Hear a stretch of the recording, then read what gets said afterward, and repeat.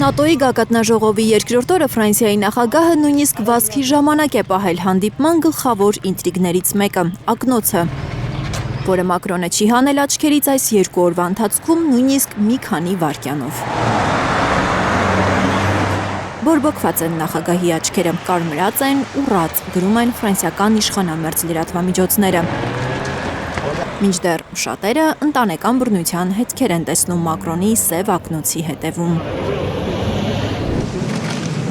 Գագաթնաժողովի երկրորդ օրը ձախ ոտքից է արթնացել ԱՄՆ նախագահը։ Նա օրը սկսելուն պես աչուձախ սկսել է վիրավորել մեկ թշնամիներին, մեկ դաշնակիցներին։ Թրամփը նախ Իսպանիային անվանել է սարսափելի գործընկեր, ասելով, որ դադարեցնելու է Իսպանիայի հետ առևտրային բոլոր կապերը։ Հետո Թրամփը վերահաստատել է Գրենլանդիայի նկատմամբ վերահսկողություն ունենալու իր նպատակը ու բողոքել բոլոր նատոականներից իրեն այդ հարցում չաջակցելու համար։ Շատ հիասթափված եմ ՆԱՏՕ-ից, չնայած իմ դժգոհությանը մենք շարունակում ենք շատ վճարել նրանց։ Խոսքը միլիարդավոր դոլարների մասին է, մենք իզուր չենք վճարում, որովհետև մենք նրանց պաշտպանում ենք, բայց նրանք մեր կողքին չեն։ Ըստ Թրամփի ՆԱՏՕ-ն նահանգների կողքին չի եղել նաև Իրանի հարցում։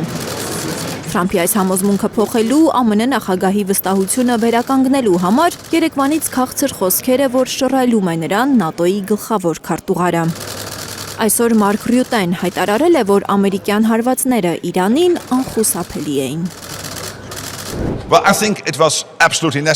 Այդ հարվածներն անհրաժեշտ էին, քանի որ Իրանը խախտել էր հրադադարը։ Կարծում եմ չափազանց կարևոր էր, որ ԱՄՆ-ն ուժով արձագանքեր։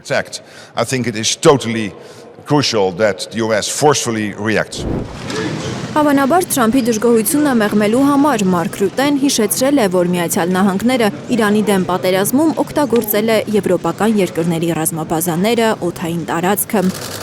Այսինքն Եվրոպան ու նահանգները նորից միասին են, ասել է Ռյուտեն, շեշտելով, որ Եվրոպայի եւ նահանգների ծախսերը ՆԱՏՕ-ում գրեթե հավասարվում են։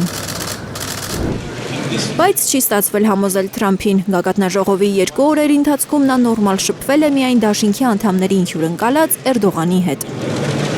Թրամփը Թուրքիայի նախագահին խոստացել է քննարկել նրան F-35 կործանիչներ վաճառելու հարցը։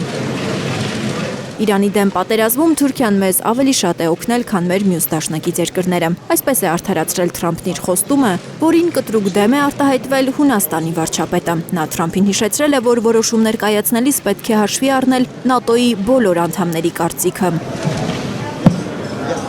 2019 թվականին ռուսական S-400 զենիթահրթիռային համակարգեր ձեռք բերելուց հետո Թուրքիան զրկվեց F-35-ի ծրագրից։ Վերջին ամիսներին Անկարան բազմիցս հայտարարել է, որ ձգտում է հասնել ամերիկյան պատժամիջոցների վերացմանը, որպեսզի կարողանա նորից գնել F-35 կործանիչներ։ Լիլիթ Գասպարյան, Անի Ղանդիլյան, Հայլուր։